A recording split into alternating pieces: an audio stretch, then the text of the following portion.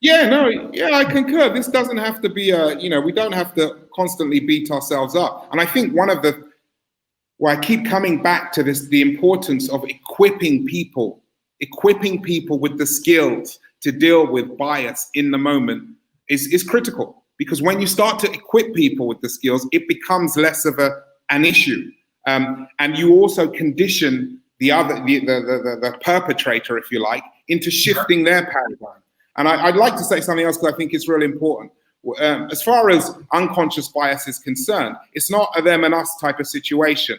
And if you look at it from an in the moment perspective, a lot of people may disagree with me on this one, but it's a collaborative issue. It's not unilateral. So what I mean by that is that we are both, if the perpetrator and the victim are equally responsible for the situation in terms of being part of the solution as opposed to being part of the problem. Yeah, I go even further. I think if you don't call out unconscious bias in the moment, and that's why it's important to have a how-to, right?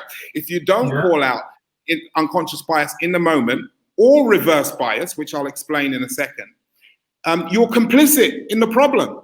Now that sounds hard for the recipient of unconscious bias or any form of bias, right? But if you don't call it out, take responsibility is what you're saying, is it? Yeah, but that sounds hard when you say it like that. But the point is, if you look at it from look at it dispassionately and you step away from who's right or who's wrong. If you think about it, if you say something to me, which is driven by societal stereotypes which are negative, and you unconsciously do that, which is what unconscious bias is. I hear it and I don't say anything. What's going to happen? You're going to continue thinking the way that you think, and I'm going to be peeved. So you're peeved, I'm peeved.